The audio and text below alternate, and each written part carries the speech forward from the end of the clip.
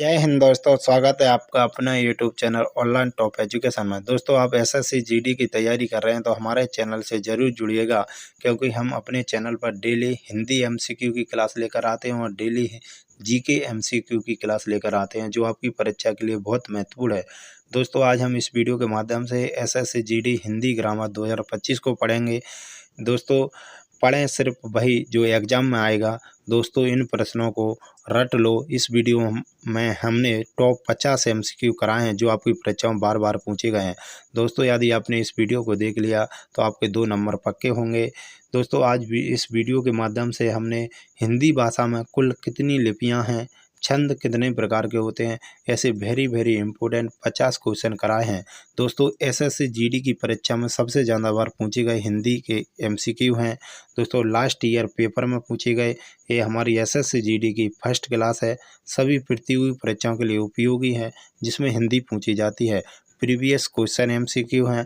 दोस्तों, वीडियो को एक बार लास्ट तक जरूर देखिएगा और कमेंट कर बताना कि आपने कितने प्रश्नों का आंसर सही किया। तो दोस्तों, चलो स्टार्ट करते हैं वीडियो को। आपका पहला सवाल है दोस्तों, निम्नलिखित में से कौन सा मूल दीर्घ स्वर नहीं है? तो इसका आंसर होगा ऑप्शन डी, ओ मूल दीर्घ स्वर नहीं है। अगला प्रश्न दोस्तों, हिंदी में ध्वनियाँ कितनी प्रकार की होती हैं? हिंदी में जो ध्वनियाँ वो कितनी प्रकार की होती हैं? इसका राइट आंसर होगा ऑप्शन ए, दो प्रकार की होती हैं। अगला प्रश्न दोस्तों, मात्रा के आधार पर स्वर कितने प्रकार के होते हैं? मात्रा के आधार पर स्वर कितने प्रकार के होते हैं दोस्तों?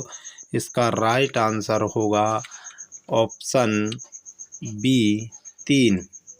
दोस्तों, आपको जितने भी क्वेश्चनों का आंसर पहले से पता होगा तो कमेंट कर ज़रूर बताना कि आपने कितने प्रश्नों का सही आंसर किया। आज हम इस वीडियो के माध्यम से एसएससी के लिए टॉप 50 एमसीक्यू लेकर आए हैं, जो आपकी पिछली परीक्षा में लगातार पूछे गए हैं और आने वाली परीक्षाओं के लिए भी महत्वपूर्ण है। यदि आप एसएससी जीडी 2025 की तैयारी कर रहे हैं तो हमारे चैनल से ज़रूर जुड़िएगा इसी तरह की वीडियो पाने के लिए। तो दोस्तों, अगला प्रश्न है, एक से अधिक वर्णों के मेल को क्या कहते हैं? एक से अधिक वर्णों के मेल को क्या कहते हैं?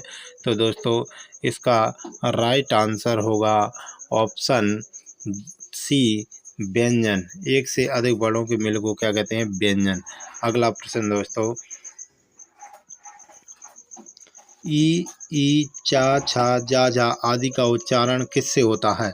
तो दोस्तों, इनका उच्चारण किससे होता है? इसका राइट आंसर होगा ऑप्शन सी, तालब से। कैसे होता है? तालब से होता है दोस्तों। अगला प्रश्न दोस्तों, जिनका उच्चारण स्वतंत्रता से होता है और जो व्यंजन के उच्चारण में सहायक होते हैं उसे क्या कहते हैं? जिनका उच्चारण स्वतंत्र रूप से होता है, जो व्यंजन के उच्चारण में सहायक होते हैं। वेरी इंपॉर्टेंट प्रश्न है दोस्तों। आपको वीडियो के लास्ट में ज़रूर कमेंट करना है कि आपने कितने प्रश्नों का आंसर सही किया। तो इसका राइट आंसर होगा दोस्तों ऑप्शन बी, स्वर। अगला प्रश्न दोस्तों, निम्नलिखित में से कौन सा एक दीर्घ स्वर नहीं है? निम्नलिखित में से कौन एक दीर्घ स्वर नहीं है?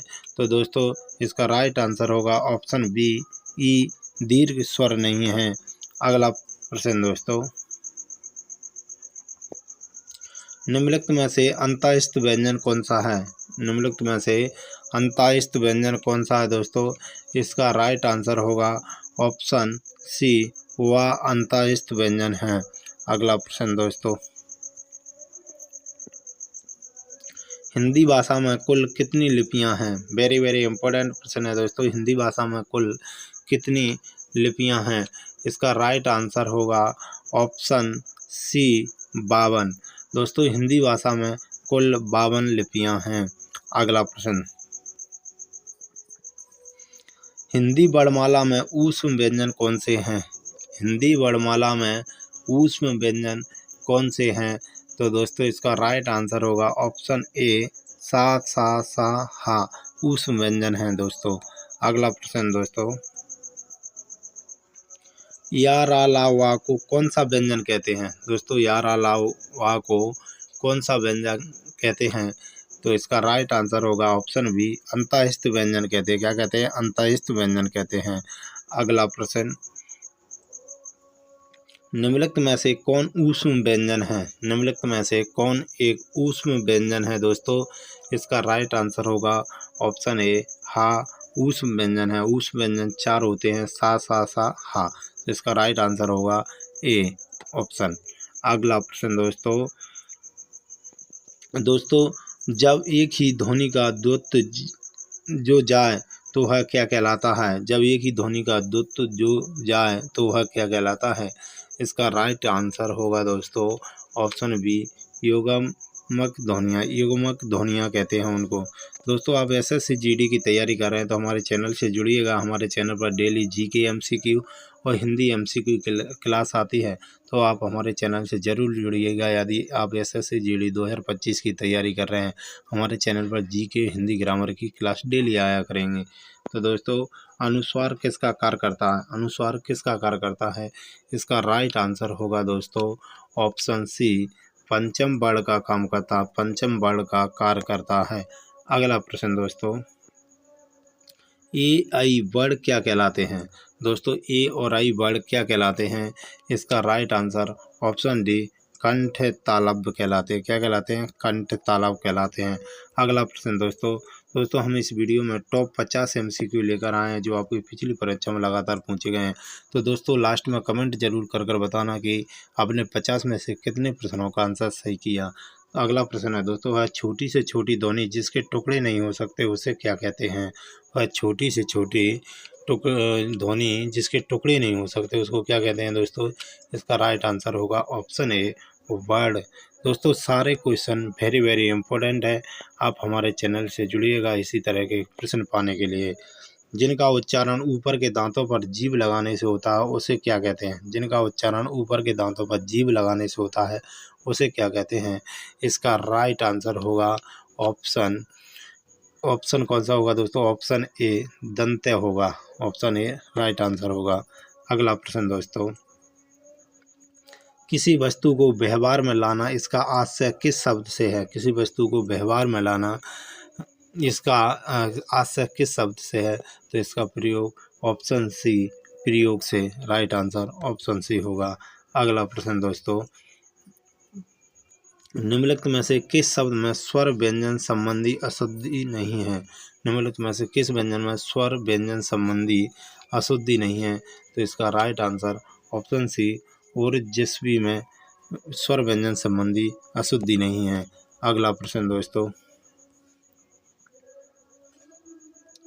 जो संज्ञा सर्वनाम आदि शब्दों से जुड़कर नए शब्दों की रचना करते हैं उन प्रत्यय को क्या कहते हैं? दोस्तों जो संज्ञा सर्वनाम आदि शब्दों में जुड़कर शब्दों की रचना करते हैं उन प्रत्यय को क्या कहते हैं? इसका राइट आंसर होगा ऑप्शन ए, दंत्य तद्धित प्रत्यय। ऑप्शन ए राइट आंसर होगा, तद्धित प्रत्यय कहते हैं। अगला प्रश्न दोस्तों, जिस समास में पूर्व पद गौड़ उत्तर पद प्रधान हो उसे कौन सा समास कहते हैं? तो दोस्तों जिस समास में पूर्व पद गौड़ तथा उत्तर पद प्रधान हो उसे कौन सा समास कहते हैं? इसका राइट आंसर ऑप्शन डी, तत्पुरुष समास कहते हैं। अगला प्रश्न दोस्तों हमारे चैनल ऑनलाइन टॉप एजुकेशन को सब्सक्राइब जरूर कीजिएगा। मेहनत करो सफलता जरूर मिलेगी। जो सर्वनाम संज्ञा शब्दों के मेल से बनते हैं उनको क्या कहते हैं? दोस्तों जो सर्वनाम संज्ञा शब्दों के मेल से बनते हैं उनको क्या कहते हैं? तो इसका राइट आंसर होगा ऑप्शन सी, संयुक्त सर्वनाम कहते हैं। अगला प्रश्न दोस्तों, जिस क्रिया के संचालित व्यापार का फल कर्ता को छोड़कर क्रम पर पड़ता है उसे कौन सी क्रिया कहते हैं? दोस्तों जिस क्रिया से संचालित व्यापार का फल कर्ता को छोड़कर क्रम पर पड़ता है उसे कौन सी क्रिया कहते हैं? इसका राइट आंसर ऑप्शन बी, सकर्मक क्रिया कहते हैं। अगला प्रश्न दोस्तों, निम्नलिखित शब्दों में से कौन सा शब्द संबंधवाची है?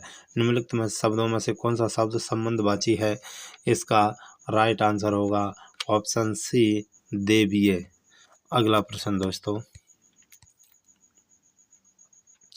क्रिया के जिस रूप में क्रिया निष्पादन के समय का ज्ञान हो उसे क्या कहते हैं? क्रिया के जिस रूप से क्रिया निष्कासन के समय का ज्ञान हो उसे क्या कहते हैं? उसको ऑप्शन बी राइट आंसर होगा, काल कहते हैं दोस्तों। अगला प्रश्न, वाक्य में प्रयुक्त शब्दों में परस्पर सामंजस्य को क्या कहते हैं? वाक्य में प्रयुक्त शब्दों में परस्पर सामंजस्य को क्या कहते हैं? तो इसका राइट आंसर होगा ऑप्शन बी अन्वय कहते हैं। अगला प्रश्न दोस्तों, निम्नलिखित में से कौन सा शब्द प्रत्यय और उच्चारण के आधार पर व्यंजन का वर्गीकरण नहीं है? तो दोस्तों इसका राइट आंसर ऑप्शन सी सघोष, ऑप्शन सी राइट आंसर होगा। अगला प्रश्न दोस्तों, व्युत्पत्ति के आधार पर संज्ञा कितने भेद होते हैं? व्युत्पत्ति के आधार पर संज्ञा के कितने भेद होते हैं? वेरी वेरी इंपॉर्टेंट प्रश्न दोस्तों। व्युत्पत्ति के आधार पर संज्ञा के कितने भेद होते हैं? तो इसका राइट आंसर ऑप्शन बी 3 भेद होते हैं। अगला प्रश्न दोस्तों, समानाधिकरण किस अव्यय का भेद है? समानाधिकरण किस अव्यय का भेद है? तो इसका राइट आंसर होगा किस अव्यय का भेद है? तो दोस्तों ऑप्शन ए समुच्चय बोधक इसका राइट आंसर होगा। अगला प्रश्न दोस्तों, सरकारी नौकरी की तैयारी कर रहे हैं तो हमारे चैनल से जरूर जुड़िएगा दोस्तों। निम्नलिखित में से कौन सा शब्द पुल्लिंग है? निम्नलिखित में से कौन सा शब्द पुल्लिंग है? इसका राइट आंसर होगा ऑप्शन डी विधुर, पुल्लिंग शब्द है। अगला प्रश्न दोस्तों, जिस वाक्य में दो या दो से अधिक स्वतंत्र उपवाक्य हो और योजकों द्वारा जुड़े गए हों उसको क्या कहते हैं? तो दोस्तों इसका राइट आंसर होगा ऑप्शन सी संयुक्त वाक्य कहते हैं। अगला प्रश्न दोस्तों, बोली का क्षेत्र जब थोड़ा विकसित हो जाता है उससे साहित्य की रचना होने पर क्या बन जाता है? बोली का क्षेत्र जब थोड़ा विकसित हो जाता है और उसमें साहित्य की रचना होने पर वह क्या बन जाता है? तो दोस्तों इसका राइट आंसर होगा ऑप्शन बी उपभाषा, ऑप्शन बी राइट आंसर होगा, उपभाषा बन जाता है। अगला प्रश्न दोस्तों, जिन ध्वनियों की गणना ना स्वर में की जाती है ना व्यंजन में उसे क्या कहते हैं? वेरी वेरी इंपॉर्टेंट प्रश्न है दोस्तों। जिन ध्वनियों की गणना ना तो स्वर में की जाती है ना व्यंजन में उसे अयोग्य बहा, ऑप्शन डी राइट आंसर होगा दोस्तों। अगला सवाल है दोस्तों, स्वतंत्र तंत्रियों के आधार पर व्यंजनों को कितने वर्गों में बांटा गया है? स्वतंत्र तंत्रियों के आधार पर व्यंजनों को कितने वर्गों में बांटा गया है? तो इसका राइट आंसर होगा ऑप्शन बी 2 वर्गों में बांटा गया है। अगला प्रश्न दोस्तों, भाववाचक संज्ञा कितने प्रकार के शब्दों से बनती है? भाववाचक संज्ञा कितने प्रकार के शब्दों से बनती है? तो इसका राइट आंसर होगा दोस्तों ऑप्शन सी 5 प्रकार के वाक्यों से बनती है।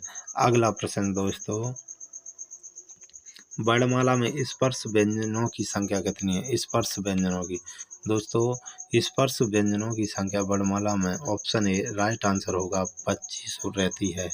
अगला सवाल दोस्तों, स्वर ए आई का उच्चारण स्थान कौन सा है? स्वर ए और आई का उच्चारण स्थान कौन सा है? इसका राइट आंसर ऑप्शन सी कंठ तालव्य होता है। अगला सवाल दोस्तों, किस स्वर के उच्चारण में दीर्घ स्वर से सभी अधिक समय लगता है? किस स्वर के उच्चारण में दीर्घ स्वर से भी अधिक का समय लगता है? दोस्तों टाइपिंग में मिस्टेक है, तो इसका राइट आंसर होगा ऑप्शन किस स्वर के उच्चारण में दीर्घ स्वर से भी अधिक समय लगता है? तो इसका राइट आंसर होगा ऑप्शन डी विलुप्त स्वर में दीर्घ स्वर से भी अधिक समय लगता है दोस्तों। अगला सवाल है आपका, किस व्यंजन का उच्चारण स्थान तालव्य है? किस व्यंजन का उच्चारण स्थान तालव्य है? तो इसका राइट आंसर ऑप्शन बी झा। अगला सवाल दोस्तों, भाषा की सार्थक लघुत्तम इकाई किसे माना जाता है? भाषा की सार्थक लघुत्तम इकाई वेरी वेरी इंपॉर्टेंट प्रश्न। तो दोस्तों इसका राइट आंसर ऑप्शन ए शब्द को माना जाता है। अगला सवाल है दोस्तों, वेरी वेरी इंपॉर्टेंट सवाल है जो आपकी परीक्षा में पूछा जाएगा। स्वर संधि कितने प्रकार की होती हैं? स्वर संधि कितनी प्रकार की होती है? तो दोस्तों इसका आंसर ऑप्शन डी 5 प्रकार की होती है, राइट आंसर होगा। अगला सवाल है दोस्तों, चौपाई के प्रत्येक चरण में कितनी मात्रा होती हैं? चौपाई के प्रत्येक चरण में कितनी मात्रा होती हैं? दोस्तों इसका आंसर ऑप्शन सी 16। चौपाई के प्रत्येक चरण में 16 मात्रा होती है। वेरी वेरी इंपॉर्टेंट सवाल है दोस्तों, वीडियो को लास्ट तक जरूर देखिए और अपने दोस्तों के साथ शेयर कीजिएगा। आगे इसी तरह की वीडियो हमारे चैनल पर आपको डेली मिलेंगी। दोस्तों वेरी वेरी इंपॉर्टेंट सवाल, छंद कितने प्रकार के होते हैं? दोस्तों छंद कितने प्रकार के होते हैं? ऑप्शन बी राइट आंसर 3 प्रकार के होते हैं। अगला सवाल दोस्तों, निम्नलिखित में से कौन सा वार्णिक छंद है? निम्नलिखित में से कौन सा वार्णिक छंद है? तो इसका राइट आंसर ऑप्शन सी सवैया वार्णिक छंद है। अगला सवाल दोस्तों, छंद पढ़ते समय आने वाले विराम को क्या कहते हैं? छंद पढ़ते समय आने वाले विराम को क्या कहते हैं? तो इसका राइट आंसर होगा ऑप्शन बी यति कहते हैं। क्या कहते हैं? यति। अगला सवाल है दोस्तों आपका, छप्पे किस प्रकार का छंद है? छप्पे किस प्रकार का जो छंद है? इसका राइट आंसर ऑप्शन बी विषम। अगला सवाल है दोस्तों आपका 47 नंबर सवाल है, किस छंद का प्रथम और अंतिम शब्द एक सा होता है? किस छंद का प्रथम और अंतिम शब्द एक सा होता है? इसका राइट आंसर होगा ऑप्शन ए कुंडलियाँ। कुंडलियाँ। अगला सवाल दोस्तों, वेरी वेरी इंपॉर्टेंट सवाल है दोस्तों, उपमेय में कल्पित उपमान की संभावना को क्या कहते हैं? उपमेय में कल्पित उपमान की संभावना को ऑप्शन सी उत्प्रेक्षा कहते हैं, राइट आंसर होगा। अगला सवाल दोस्तों, उपमान उपमेय का अभेद क्या कहलाता है? उपमान उपमेय का अभेद क्या कहलाता है? इसका राइट आंसर होगा ऑप्शन बी रूपक कहलाता। क्या कहलाता है? रूपक। अगला सवाल दोस्तों है हमारी वीडियो का लास्ट सवाल है। दोस्तों आप कमेंट करके ज़रूर बताना कि आपको वीडियो कैसी लगी और आपने कितने प्रश्नों का आंसर सही किया। मुख्य रूप से समास कितने प्रकार के होते हैं? वेरी वेरी इंपॉर्टेंट प्रश्न है दोस्तों, आपकी परीक्षा में 100% पूछा जाएगा। यदि दोस्तों आप एसएससी जीडी की तैयारी कर रहे हैं, हमारे चैनल से जुड़िएगा। हम डेली जीके और हिंदी एमसीक्यू की क्लास लेकर आएंगे जो आपकी परीक्षा के लिए दृष्टि से बहुत महत्वपूर्ण होगी। तो दोस्तों मुख्य रूप से समास के कितने भेद होते हैं? तो दोस्तों मुख्य रूप से समास के 6 भेद होते हैं, ऑप्शन बी राइट आंसर। तो जब तक के लिए दोस्तों जय हिंद, जय भारत।